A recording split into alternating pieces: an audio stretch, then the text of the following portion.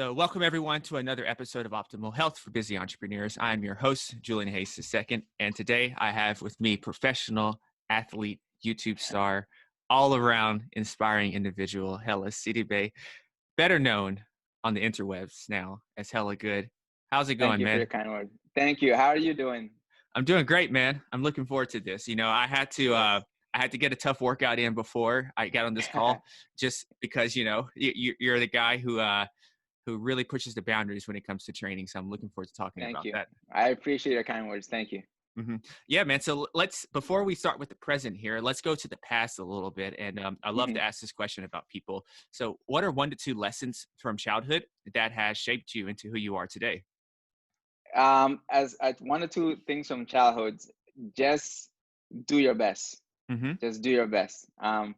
Because sometimes when you're kids, some kids are exceptionally ahead of you based on what they're doing, based on what society sees as is. So you always tend to think, oh, I'm not advanced, I'm not this, but you just have to focus on yourself and do your best because we tend to focus on other people. So those are one of the lessons that I've learned from my childhood. Just do your best and just focus on yourself. I like that, simple and concise. Yeah, It's a very basic lesson, but it's harder it's to really hard. actually Yes, it really put is. it. Yeah. Yes. Um, so I was looking over your stuff, and I saw you just turned 30 recently. Uh-huh. So welcome to the club. Uh-huh. You know, and the concept of aging and growing up. And so, what made you record that episode? Yeah, because you know what? Growing up, there's always this stigma about being 30. People you hear about, oh, the 30, the 3, oh, you're getting old now. Oh, your back is gonna start to hurt a little bit. I remember on my birthday, I got a few text messages, and some of them were saying, "Oh, be careful now. You're not gonna have that speed you have, or your back is gonna." So I feel like it's just a misconception, and it's the mentality that people believe, and if you believe it, that's how it's gonna be. So I made an episode on podcast to let people know it's a blessing to age, and we're afraid of getting older because we're like, oh, we're getting older, we're not young anymore. We're scared about the way we're gonna look physically or feel. I think that's all state of mind. And if you can just do your best and focus on yourself, you'll be fine. And you don't have to worry about all these things that come with the older age. And the beautiful part about aging is you're living longer. You're adding another year to your life. You get to live a little longer to see those you love around you. And we're making it a thing. Oh, I don't want to age. I don't want to age. Well, if you don't want to age, that means you want to die because you're not going to live forever. You're going to age or you're gone. You're not going to stay one age. So it's either you exist or you don't exist. So if you look at it, it's a good thing.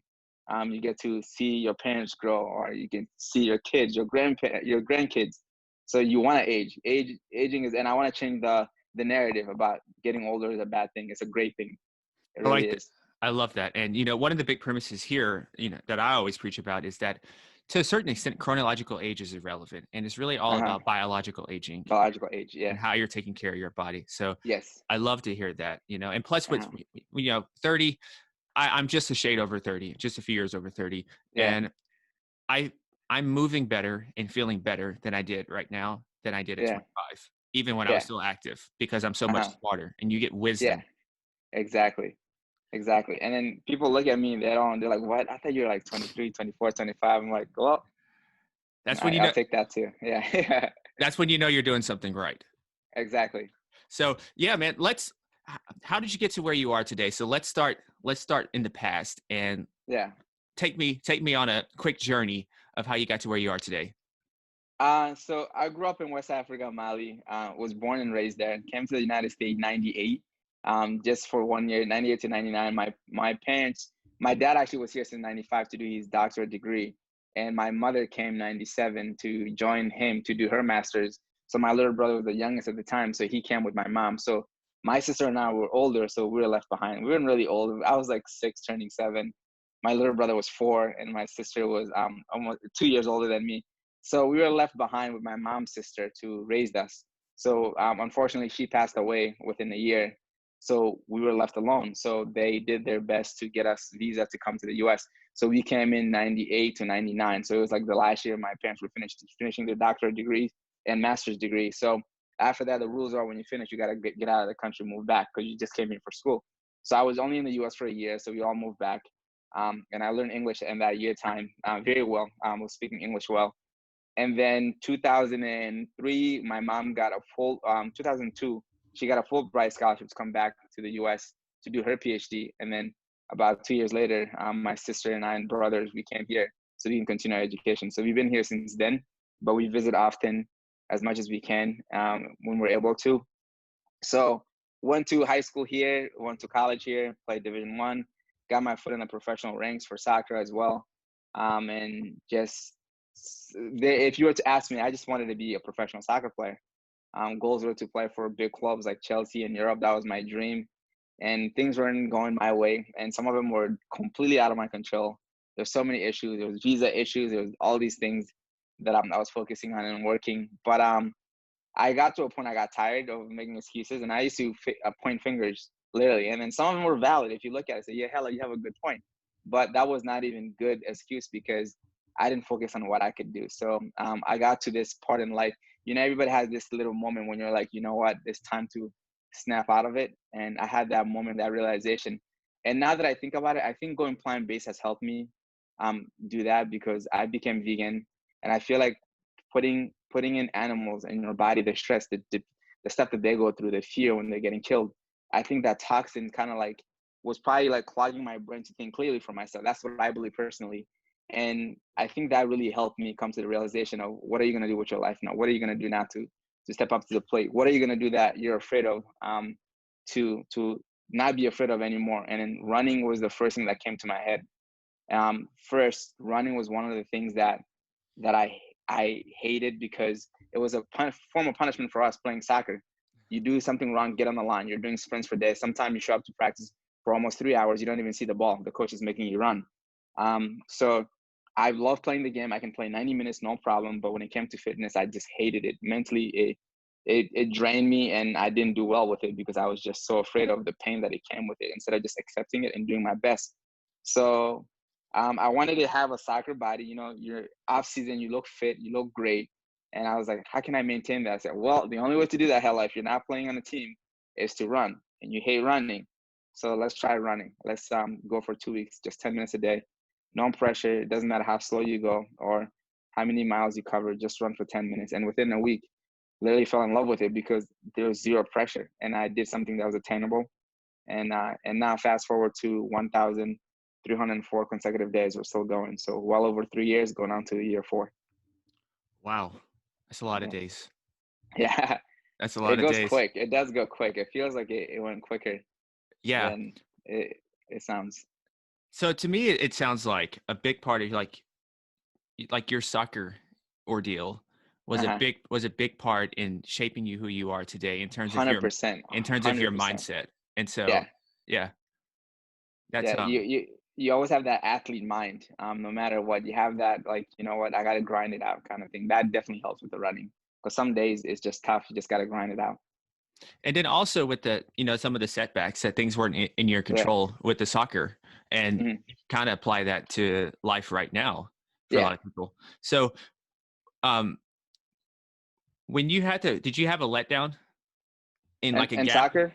Like right after you knew soccer wasn't going to happen, and then you had to figure out what was the next step? How was that? It was more like, what do I feel like in the back of my head, I was like, I'm gonna be something. And I used to say this, not to sound arrogant or cocky. I used to say, I have the name Hellah. Hellah's supposed to be something. You never hear anyone with the name Hellah. I said, my name has to be out there somehow. I don't know what it is. That was always in the back of my head. I've never met anyone in my life named Hellah. I was the first one to be named Hellah in our whole village, and my grandfather was Hellah. I was the first one named after him. Usually all the guys have the same name. But I was like, I was giving this name for a reason. People didn't even believe Hellah was my name. I have to show them my ID. Yes, it's my birth name. So I was like, there's something that I'm supposed to be doing. I don't know what it is. And then I was hoping it was a service to people. I didn't want anything. I wanted to do something that I could be a service to people. And I didn't know what it was. And I was just going one day at a time kind of mentality. And then it's weird how the running happened because I could have never could have imagined. And I have to give a huge credit to my girl who convinced me to put a YouTube video about it, day 163. That's the video that blew up. and people were saying, hey, are you still doing it? Can you update? And next thing you know, we were consistent with it on YouTube. And next thing you know, we have over 230 something plus subscribers, over 20 some plus million views, and then 3 sponsors. And it's insane. It all started just facing something that I was afraid of that became a passion of mine. And now that is part of my life. And I don't even want to say it's work, because either way, I was going to be doing this. And either way, I didn't even tell anybody until 163 days in. It wasn't for people. It was for me. It was a personal thing. And that personal thing became bigger than myself. So I knew I wanted to do something that could be a service to people. So letting people know they could do anything they really want to. They just have to be consistent and then stick to it. Yeah, and I can really feel that through your videos. And I'm sure now that you get messages now across various Yeah. platforms about I'm not motivated, or how do I get started with my passion, and Yeah. you can add any words you want. Yeah. What's some of the advice that you tell them now? What? Know your why. We hear this all the time. What is your why? I wanted for once to hold myself accountable. I was just tired of making excuses, and I hated that. I would say I want to go to the gym for the whole week. 3 days in, and I tap out. Hmm. So that was my why. I wanted to like make the prove myself right. Like the promise I made myself. I wanted to prove myself right, because I was like, I'm letting myself down. And I said, how can people trust me? And if I can't trust myself, telling myself I'm going to do something and I don't do it. So I feel uncomfortable about that. You know, you say you can tell people, friends, family, you can always trust me. But I never could trust myself. So how am I going to tell someone they can trust me if I'm letting myself down? So that was my biggest thing. And I said, you know what? I'm going to make sure I run every day for 2 weeks. And then within that 2 weeks, literally, it felt so, so good. I was so excited. And I said, I want to do this for the rest of my life every day. But I said, let me not get ahead of myself. Let's do it for 1 year. And I didn't even know streaking was a thing. I had no idea people did that. And so what I will tell people, know your why. If you have a reason behind it, even days you don't feel like going, you're going to get out there because you have a reason behind it, and you have to get out there. And it's not about motivation at that point. It's about being disciplined because you have a reason behind it to get it done. Yeah, and I when I hear you trust yourself, Yeah. I think when we ask, I think that's connected to confidence. Yeah. When we think about how do you become more confident, I think it starts with keeping your own word. Yeah. And I was in the same boat with you, and not with Uh-huh. the exercising, but in other areas Yeah. of life with And I business. like it. Yeah. Yeah. So with running, what do you advise people to? How do you get started running? I've made a couple of videos on YouTube, but my biggest thing is do something that's attainable. Hmm. Because if I were to tell myself in the very beginning, I'm going to run 10 miles a day, I don't think it would have been successful. And 10 minutes to me at the time, even though I'm an athlete, 10 minutes, I don't run 10 minutes straight if it's not soccer related. So 10 minutes to me was something that I can attain. It was attainable. It wasn't out of reach, but it wasn't like, oh, this is a piece of cake either. So do something that's attainable, even if you can run 5 minutes. Even if it's the 5 minutes you have to walk every 30 seconds or every 1 minute, that's fine. Do something that's attainable, because eventually those are all going to improve, because as you stay consistent, your endurance, your stamina, your everything's going to get better, and you're going to go longer. So do something that's attainable, and then don't worry about any pace or who's watching. Just just do you. And I feel like when you do that, then you find your own true self, and then you carry on. It'll be much easier. And I'm actually happy for more people who are completing the 365 challenge now than when I initially did it, because you hear a lot of excuses. Oh, genetics. Oh, you're the athlete. No, it's anyone that could do it. People that never play sports in their life, they're doing this now. I make sure I give them shout outs so people know that you can do anything with the right mindset. It's not just me. It's we just have to believe in ourselves and hold ourselves accountable and not making excuses. And I tell people it's not even so much about running. The beautiful part about this is the same consistency you put on to run every day, no matter what. Do that in anything else you want to accomplish in life, and watch what happens. And great things are going to happen, because that's all it is. Yeah, I will tell you that one of the biggest. I told you we talked a few days ago, or like a week Yeah. ago. Days go super Uh-huh. fast now, but Yeah. I told you one of the biggest lessons that I get from running, and I did the half marathon for the first time, Uh-huh. was being able to stick with something that's very boring. Yeah. And because I wanted to jump ship, and my friend who's now running now, I think he saw some of Uh-huh. your videos because I told him I was getting ready to talk to you, Yeah. and he's like, I tried to run for 10 minutes. It's just so boring. Yeah. And I think, for me, it gave me a lesson that not everything in life that you're going to enjoy, but you still have to Yeah, do it because it's benefiting you in the long exactly. run. Yes, So, yes. so my question for you is, what is some unexpected lessons that you've gained from this whole journey of running? My capabilities. Hmm. Man, I did not know I was strong mentally. And when you're young, people always tell you, especially your parents, you can do anything you put your mind to. And they're right. But I feel like you really, well, personally, I can't speak for everybody. I feel like I really didn't believe it till I put it to the test, you know, because it is true. You could do anything you put your mind to, but like, do you really believe that? Because if you do, you would go do it.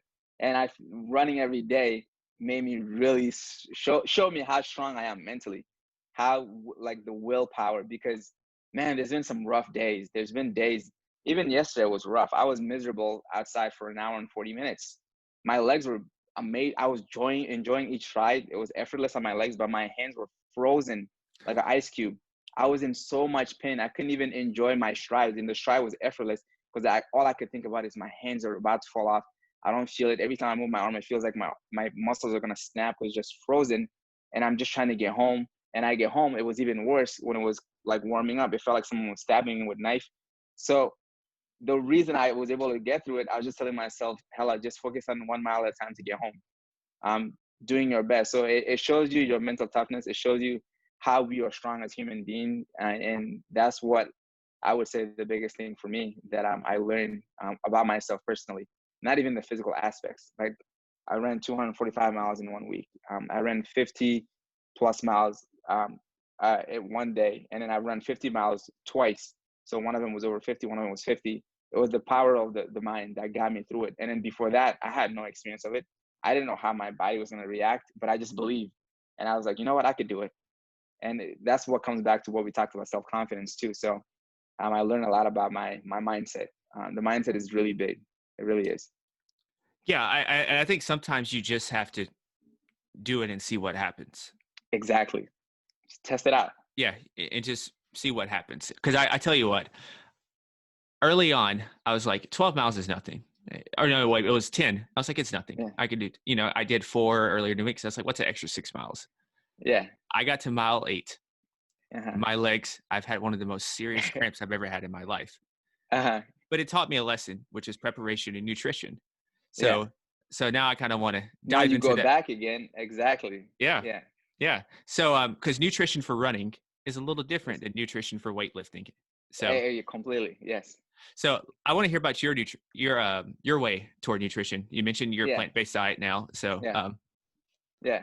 I've been vegan for almost 5 years, coming up on 2021, early 2021, and I eat intuitively. You don't see me nitpicking. Oh, I gotta eat this. I gotta eat this, and I feel like that for me, I'm not gonna be able to keep up that lifestyle. So I kind of eat what I want, but it's a balance. Everything I eat has something beneficial for my body, and I do have my junk vegan food. Like sometimes I want to have my fried foods, and I don't keep myself away from it, but I make sure that I'm eating enough. I eat intuitively. I don't keep count of my protein or whatever. The only time I focus on calorie if I'm like running a heavy mile week. So if I'm going out to run the 50 mile, I got to make sure I'm eating, even if I don't feel like I have the appetite, because I'm burning. We're talking about like 7,000 plus total calories. I got to keep eating to replace that in my body. So I just, as long as to me, the fact that I'm eating plant based, I'm getting what I needed, what I need for my body. so when you switched to plant-based, Mhm. was it? I know you mentioned earlier that you was it physical as well that you noticed the differences as well? Physical immediately. Hmm. It was so fast. And I was so scared going plant based too, because I was like, what am I gonna eat? When I went vegan, I was going to a season in Oklahoma City, playing for Oklahoma City Energy. There in the USL, and I was in preseason with them and with the first team, and they're like, we want you back out here to play with the team. We're gonna have you play with our second team, and we'll get you back up. So I went out there to play, and the energy was unreal.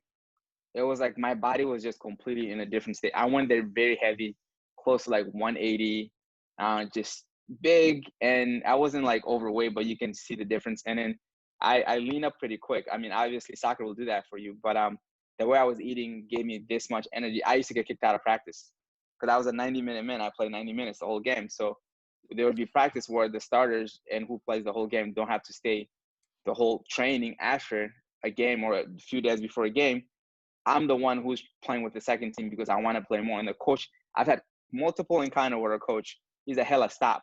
He said, I need your leg fresh for the game. I said, Coach, I'm fine. Because I had this energy that I couldn't explain.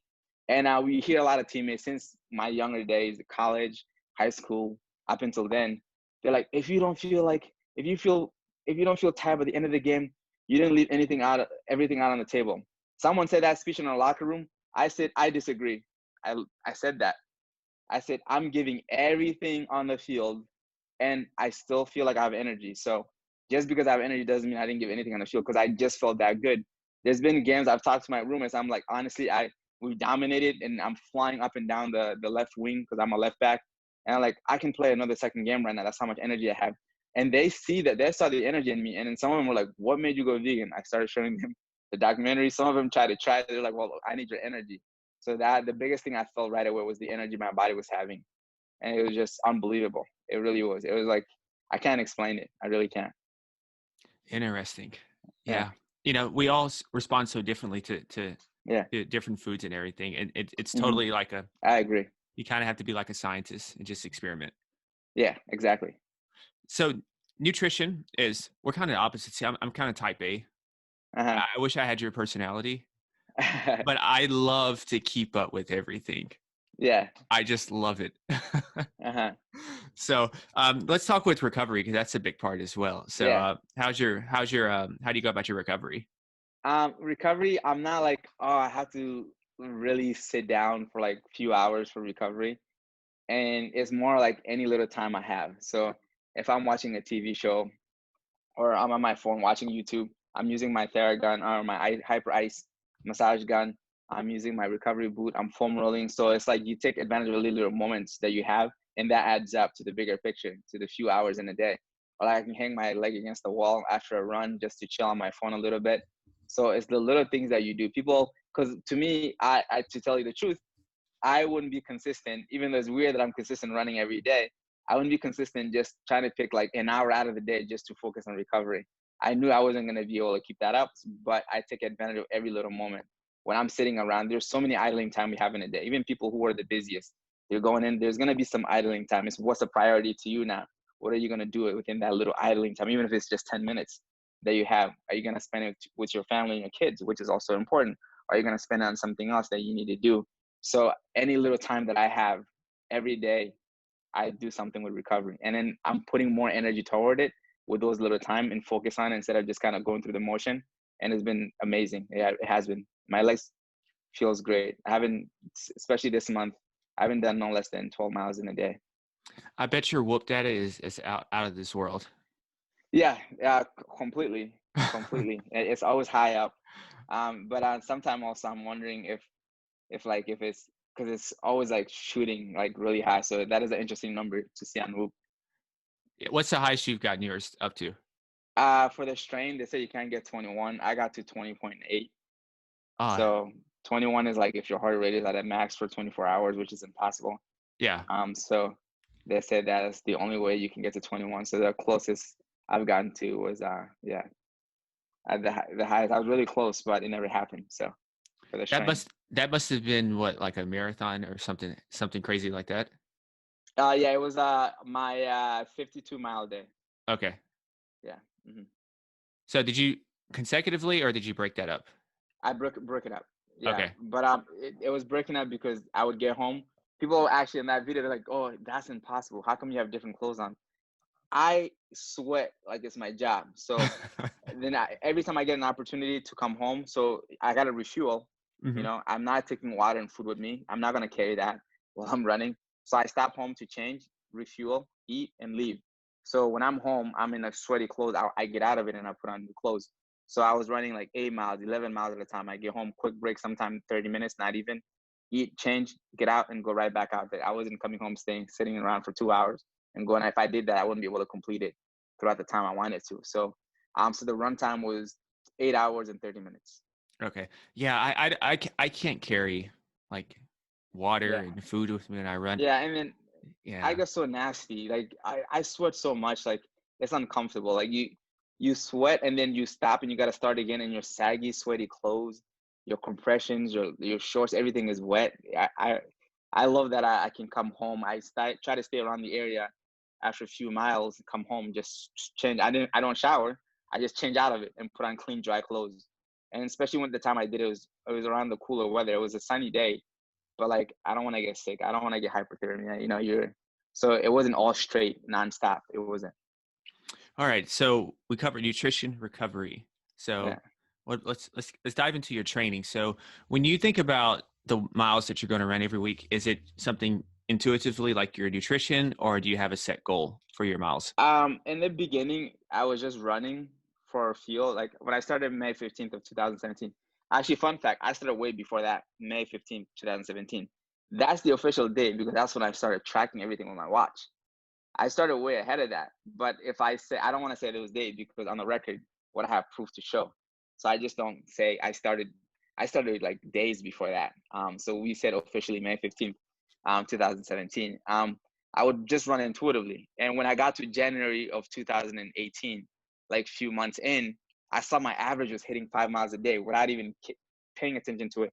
I would run around, never look at my watch. I get home, I'm surprised. I'm like, whoa, that was 3 miles. Oh, whoa, that was 5 miles. So it was just, so the mileage just started stacking up. And I got to a point where the first year average was 7.6 miles a day. It just happened to be because I started really building up, especially the last half of that year. I was just hammering it, getting into the warmer weather. I was running multiple times in a day. And that was my magic number. I love 7 because 7 is a number that could really test me, but it can't break me. But it's something that feels like it's just perfect for me. It's not easy, but it won't be able to break me. And I'm out there for a good amount of time. So, and the whole year beginning till I got injured a little bit toward July, minimum 7 miles a day, minimum before stopping. So I would just keep up with that. And then when I had this little posterior shin so the inner shin calfish area, I started deloading on the mileage. I was still going every day, just put it down. And I started doing, Hellah, run into it again. Don't say 7 miles. Go out there, whatever your body feels like, do that. And I came back with that mentality, building up my mileage, confidence got up again, weekly miles got up again. And I got to a point again where I didn't want to do less than 5. So I was doing between 5 and 8 a day. And this month, I really stepped it up a notch. Even last month, I was just doing 7 on average. And now we're doing 12 miles a day minimum. Some days over 12. I've done 13, 15, but 12 miles a day now. What's the future hold for you? As we go to 2021. Run across the United States. I've been having meetings about it for the last couple of weeks. I had meetings yesterday, today. So to run from Los Angeles, California to New York City, New York. That's the 2021 goal. From LA to New York. And so how long would that take? That's over 3,100 plus miles. So this year, I'm going to run 3,000 miles. I'm on a track I should have been over 3,000 miles already if it wasn't an injury. So I'm playing catch up this month. So something that I'm doing in a year, I'm going to try to do in 100 days or less. So that's going to be heavy miles a day. So we're talking about 40 plus miles a day. Oh man. Every day to make that happen. That's exciting. Yeah. And you're going to be running through all different types of weather also. All different. And I'm glad I'm starting in the West Coast when it's freezing here because I'm starting early 2021. So it's going to be warmer. So by the time I make my way to the Midwest, the East Coast, spring is around the corner. So it will be cold. It won't be as freezing as it's going to be in the very beginning. Yeah. That's an awesome goal. Thank you. I can't wait to follow along. Yeah, I'm very excited. And I know it's going to be challenging, but I just like to be out of my comfort zone. I just like to challenge myself. And it's not too much of a personal thing either because I don't need to do it for myself anymore. I'm doing it for Soul for Soul just to help them. They're helping people have shoes. 300 million kids don't have shoes to wear. So I'm doing it for a nonprofit and then have all the proceeds, that money that we raise along the way, go to them. So it's not about me. Like I run, even since I started running, even all the races I've done, these marathon, half marathon, 5K, 1 mile. I did it. People want to see the time, but I also did it for a purpose. I did it for people, dedicating run races, raising money for something. I don't want to just go and do it because I know it's bigger than me. And if it's just to do it, I prove myself I can run every day. So it's not about me anymore. It's bigger than me. So all this journey now it's not just about me, even though Yeah, it makes me feel great. Yeah. and I think that's where you kind of transcend to a different level in Yeah. your personal growth. I think at the beginning, It was all personal. Yeah. it's Hmm. all personal, and then Hmm. eventually it becomes bigger. Yeah. Yeah, so I can kind of see that evolution there. 100%. Yeah. So what's the meaning of success to you? Success is not materials. Success is being able to do the little things for yourself. Because people think success is having that big house, picket fence, that nice car, and if for you that's a goal to get, I go for it 100%. But I realize it's not that. I've had some many experience, like when I have something that I really love, and I'm like, well, if I'm pissed, I'm just gonna go enjoy that. And there's been moments when I've been pissed and mad, and I go to those things, and I'm like, I don't even want this thing. I don't want it. Example I keep talking about is I drive a Mustang. This is it's not the V8, it's the four cylinder, but this one is like a little souped up from Ford. It's a little quicker, and it's my dream car right now. So but a few years ago when I had the first one, I was like, oh, I love this car, I'm obsessed. I finally was able to get my first ever car for myself that wasn't a lent car to me from a family or a friend. And I was like, I was happy, anything. And then one day I was really pissed. I went to sit in the car, and I'm sitting in it. I'm like, this is my car that I'm obsessed with. I love like driving it. I love taking videos with it, sharing pictures with friends. And I'm like, I hate this thing. Like, I don't want it. Someone could come take this away from me right now. I don't want it because you're so angry. And that right away, the bell rang. I was like, ding, ding, ding. Yeah, materials are not gonna keep you happy. So at that point, I was like, I'm never depending on materials to keep me happy. So when I'm bringing that example up, so success is when you have those things. It's not about that. It's how you feel internally. Success is being happy, and that doesn't come from material. It's coming from you finding happiness within yourself. And you can't have happiness from someone else, because about what happened on their down days, someone else that you expect to be happy, that's keeping you happy. What if they're having a bad day, and what's going to happen to you now? So it has to be within inside. So success is happiness, eternal happiness. So anything that comes, the houses, the car, those are just icing on the cake. If they're not there, you're so happy. And I think that's success for me. And what's failure? What's that mean? Failure, I don't think there's no such thing as failure, Hmm. because you're always learning. You're always learning. Like you said, when you ran that 8 miles, your legs were whatever. It might seem like, oh man, I failed to get to 10 miles or what. But guess what? You learn that, okay, I got to make sure that I train better. I got to eat better to be able to keep this up. So is it really failure? It's just that you learn. That's how, even life, anyone that's out there. I heard this quote from some of the top successful entrepreneurs that have all these big companies. They're like, if you were to ask us in the beginning of our journey what it takes to get there, we don't know, but now we know because we did it. We have the blueprint. So basically you're going to keep failing, and that's how you learn to get there. So it's not failure, it's the state of mind. If you think, oh, I'm failing, then you are failing. But if you think, I did fail, I attempting this, but I didn't really fail my whole life. I failed to get to this, but now I'm using that to get somewhere. So we really don't have anything that's a failure. It's all a learning lesson. We learn. Kids that are learning how to walk, they fall down on their face. They don't fail because they keep trying, and now we walk. That's what ends up happening. If it's failure to them, or if they understand that that's what it is, maybe they'll give up and never try walking, and they're still crawling right now till this day. And then their bones don't develop, don't get stronger. They become who they are, crawling on the ground, maybe handicapped if it's not something else. So I think failure doesn't exist. And I think we put it upon ourselves to make it a thing that it shouldn't be. It's just a learning curve and learning lessons, and find that to evolve to be better. I like that. And so this will be out in January, and Yeah. January is notorious for people New having Year. Yeah. all these resolution Goals. goals with Yeah. their health and everything. So what Yeah. are what are 2 to 3 things that you would offer for advice for someone to actually stick to their goals this year? To actually stick to your goals, I tell you that do something that's attainable. Okay. And then do something that you can make it a lifestyle. And I don't like diets. I don't like the word diets because we never stick to it. It's a temporary thing. So if you want to eat healthy, don't go in a crazy diet where like you're dramatically and you become miserable, you don't enjoy the food. Why don't you make it a balance where you can see yourself as a healthy lifestyle? Like when I do these things, I'm like, oh, I can see myself doing this for forever, because I'm enjoying the healthy part of it, but I'm also getting to loosen up a little bit, and I could eat a little less healthy, but it's a balance, So when you go on this journey, on these goals, do something that's attainable, do something that's realistic, that that's not going to be temporary. That could be a lifestyle. You make it a lifestyle. If you make it a temporary thing, a 30-day challenge, what are you going to do after 30 days?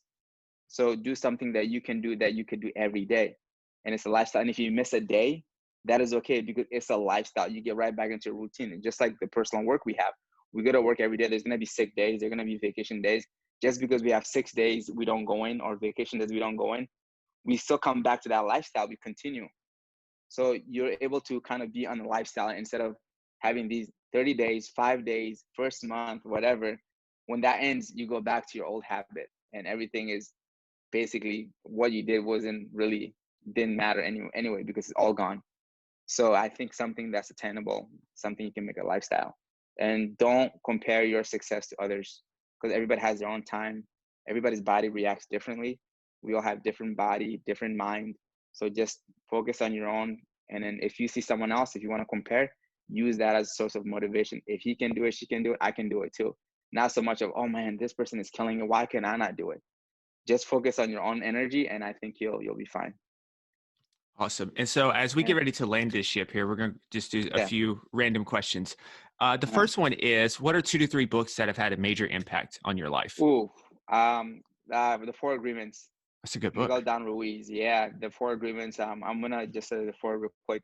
Don't take anything personally. Do your best, not less or more. Be impeccable with your word.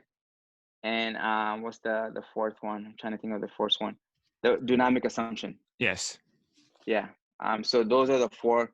After I read that book, I think it really changed my life, because we take things personally. Sometimes it has nothing to do with us. Like the biggest example that I love is let's say you get to a car at a light, at a stop, right? And I used to do this. I was guilty of this. You're behind someone, it turns green light. You freak out all of a sudden, hitting your horn, getting pissed. Hey, move! It's green light. You don't know what that person. Maybe that person spaced out for a little bit. I'm sitting in front of a green light till my girl tells me, "Oh, it's green," and then you go. Or like maybe they drop a cup of coffee on their lap. Maybe they drop something. They're trying to, but we take it personally. That has nothing to do with us, you know. And making assumptions, you assume that. I think the book example was a husband comes in from work, or he had a long day, and the wife is having a difficult time at home, but he comes in, he's dealing with his own problem, and then the wife is uh, like mad because he has no idea what's wrong with her. She's assuming that he should know. We've been together for 20 plus or some plus years. You should know about what's going on with me. And then it becomes a whole fight because you're making assumptions. And then being impeccable with your word, the things that you say to yourself and others is really huge. And doing your best, not less or more. Doing your best meaning every day circumstance is different. So my best today was different than yesterday, but I know I'm giving my best within each. I'm not going to be mad that I did better today's run than yesterday, because yesterday I really gave my best. My hands were about to fall off. I did my best. So today I did my best. That wasn't the case. So always doing your best, not less or anymore. So, and I think those are the biggest thing. Always do your best. Don't take anything personally. Don't make assumptions, and be impeccable with your word. That's my favorite book. And the two books I would say also is The Power of Now by Eckhart Tolle. Mm-hmm. Not sure if I pronounced the author's name well, but basically saying living in the present moment. We can never live in the past or the future. We can use the past to empower us, but don't live in that moment. You can always live now. Like people want to, I want to be the fittest person. So when are you going to do that? You can only do it in the present. So get up right now and take care of it. Don't wait till 2021. Even these new goals, start today. It's okay to start today. Why do we have to? Tomorrow isn't promised. So that book is very good at letting us know that. And then the third book that I would really say that I really love is Think and Grow Rich. Think and Grow Rich. It's not just about money. It's the mindset, how you think and how you can grow rich. When you hear rich, people think money, but we're rich in so many ways. So those are my 3 top books. Yeah, Napoleon. Think and Grow Rich is it's a cornerstone book. It's a foundational book. I've read Outwitting the Devil of his. I've also read. I think this morning I was actually listening to a lecture on discipline from him. So Napoleon Hill's the man. Yeah. So okay, the next thing here is who's in your all-time musical starting 5? This can be solo artists. Ooh. This could be groups. They could be there Oh or live. no. Oh no. That's a good one. That's a good one. Oh man. Wow. That is a tough one that you just hit me with. Um, top five? Top five. Oof. Okay. I'm gonna give one African, for sure. I'm gonna say Umu Sangare. So Umu Sangare is a musician from Mali. She's well known. She's actually in one of Beyonce's Jay-Z's movie that did. They were using her song and then playing it forever. It's like the song was called Forever, I believe, by Mhm. Beyonce. She's one of my favorites. She's like my parents' era that they like grew up listening. She's still relevant till this day. Let's come to the US side a little bit. Man, some of my favorite rapper actually, till this day, even though I don't think he's the GOAT, he's my favorite, was T.I. There's just something Yeah. that connected me with T.I., his old songs, and I'm always about that. I was a huge fan of his. And oh man, this is a tough one. And then I like the old school, like the 2000s, like hip hop and R&B, and that's what I really enjoy. It puts me in this state, this mood. But Afro beats too, you can't go wrong with that. I listen to a lot of Afro beats. So to pick an artist, so I said Umu from Mali, Ti. Uh, Man, this is a tough one. Like, oh, you put me in a, in a difficult situation right now. I mean, and the nowadays one, like Drake, you can never go wrong with Drake because he'll hit you with something, even though he's mainstream. People are like, oh, is he a real? I think Drake is like one of the best out there. Uh, wow, yeah, I'm kind of like my mind is kind of like in a blank right now with that. Yeah. Uh, Trying to think, give you at least two more artists. Group, oh, the Temptations, Okay. the Temptations. I love the Temptation. I'm a huge fan of them, and I think I can sing, but I can. I love their song. They make songs that you want to sing to. And then actually, I can't forget. I love Whitney Houston. I love Whitney's songs. And one of my favorite songs of all time is by Whitney. What's the name of it? I can't think of the name of it right now. Let's see. Uh, Is it the really popular one? no, it's people really. Some people know it, but not many. How Is does it it go? I introduced my best friend to it years ago in college. He's like, "Wow, Whitney sings that." which album was it? Do you know which album? No, I don't know which album. Oh man, I'm gonna have to let you know on Yeah. that Okay. song. But it's a good song. Yeah. Okay. All right. So Uh, that's a good list. That's a good list. uh, And I'm going to check out that artist you mentioned. I yeah. haven't heard of her. So I do love Afro beats. I got introduced to that Yeah. maybe a few years ago. Yeah. Yeah. So Afrobeats is a thing. Yeah. and then No. 2000s rap, like people don't understand Yeah. early 2000s rap Yes. was where it's at. Yes. I agree. 100%. 100%. With your So outcasts, with oh man, all so many amazing people out there back yeah, then. they just don't realize these days. Even the 2000s, Kanye, Oh man. like those songs, the Jay-Z's, the Blueprints, the different. Oh, so many good Yes, songs indeed. out there. Yes, indeed. Yeah. All right. And so the next thing is pretend you're at a round table. You got three Hmm. seats to join you at the round table. You can offer them a bottle of wine. You can offer them some coffee, some tea, or we can just say, we just need to hydrate and we're all just going to drink water. It's up to you. Hmm. These three people, who would you invite? And they can be anyone from history. They can be Hmm. dead or alive. But the only thing is, it has to exclude family and friends. So who would you invite? Okay. Kobe Bryant, Okay. huge. I'm a huge Kobe fan. I used to fight people on Facebook on Kobe statuses. I would, if you go back into my Facebook back in the day, I was a kid. I would talk smack about LeBron. I was so devastated when I heard his passing. Definitely Kobe Bryant. And then another one, that legend that passed away, and I thought I was gonna meet him, Chadwick Boseman. Mm-hmm. I was so confident. I was like, I'm gonna meet him one day in my lifetime. And even going to the SPs when he was there, I was like, I'm gonna run into Chad. This is the time. So Kobe Bryant, Chadwick Boseman, 100%. And I would have Frederick Douglass. I would love to meet him just to think what he went through. Mm-hmm. During slavery, and just to pick out his mind, because those are some of the strongest people. Like, how did he survive? Like all the stuff that he went through. That's three. And how many people you said total? Just three. Just three, yeah. Those three would Yeah. be very huge. And then let's do a bonus Kevin Hart because I think Okay. he's All right. So we're hilarious. bringing, we got an extra seat in the Yeah, back. We're bringing in. yeah. Because I would love to just meet him. I think I would laugh so hard and have a good time and Yeah. just enjoy because he's goofy. And I think life is about not to take, like, you're not supposed to take everything too serious. I think he would be a person to be around just to enjoy yourself, not be too tense up about everything. Yeah. And those four choices are indicative of who you are. And, a lot Yeah. of times when I ask this question, Uh-huh. the people that they choose is Uh-huh. often kind of the values that they really embody themselves. Yeah. So I didn't think perseverance, about it that way. Yeah. perseverance, Uh-huh. running every day, Yeah. staying consistent, Kobe, Yeah. Mamba mentality, Chadwick Mom Boseman, mentality. Yeah. being thick and still acting and Yeah. persevering. Helping people. Yeah. Kevin Hart, he was not an instant success. Yeah. Not at all. And He'll Frederick work his way up. Douglass, he had to Yeah. learn how to read. Yep. Mm-hmm. So yeah, this question's undefeated in terms of really Yeah. showing who you are. Thank you. I didn't think about it that way, but yeah, for sure. So Yeah. the last thing here is someone taps you on the shoulder.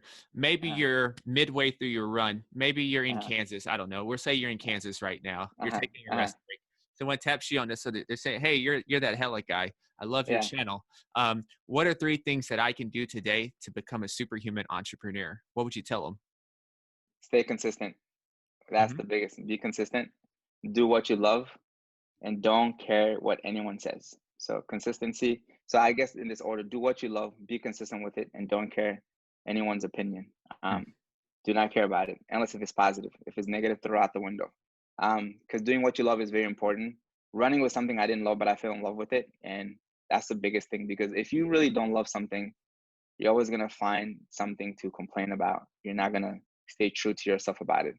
And whatever that is, doesn't have to be running. It could be anything in the world, like music. It could be, if you want to be a podcast, whatever it is. And then staying consistent with it is very important. Find time in a day because you already love it. Even if it's 5 minutes, it goes a long way. And that consistency is going to bring you to another level, and you get better. You become better as a person with whatever you're doing, whether that's physically, mentally, emotionally. And the last one is don't care what anyone says. Don't listen to what anyone has to say because there's so many people out there. And I'm very confident to share about this too. Even my sister's gonna hate me probably, but I tell her that I said this. Even my own sister told me, "What are you doing with this stupid YouTube thing? You should get a real job." You Mm. know. And my dad was like, "What are you doing on the internet? What are you doing? Like your age, like you're getting older. You should do something that's legit." So don't listen to what anyone has to say, even if it's your parents, respectively, because at the end of the day, you only have one life. You're the one who's living it. Don't live someone else's life, someone else's happiness because they think you should do something. Because at the end of the day, ultimately, it comes down to only that one life that you have. You're not gonna get a redo. So, and I'm happy I didn't listen to any of my siblings, to my sister, to my dad till this day because I love what I'm doing. And then now they're seeing the bigger picture, and she's all about it now, my sister. So I make fun of her. But at the time when she said it to me, I was annoyed, but I'm like, whatever, that's how she has to say. Because you get hurt, you're like, I don't expect this from my own family. You know, I could expect it from someone else who doesn't know me. But don't listen to what anyone has to say. And there's gonna be people out there who's always gonna say. I think one of the books I read, it says like quote, it says the dog will always bark. So just keep doing you. Whether they're happy or not, they're gonna bark. So yeah, those three are the things that I would tell people. That's a That person perfect too. that's a Yeah. perfect way to bookmark this conversation. Yeah. Hello, Yeah. where can listeners find out more about you? I'm on YouTube as HellahGood, so HellahGood, and I'm on Instagram as HellahGood with the number 9 after, and Instagram HellahGood number 9. I'm active on social media platforms, and yeah, I communicate with people as much as I can on my YouTube, Instagram, and on Twitter as well.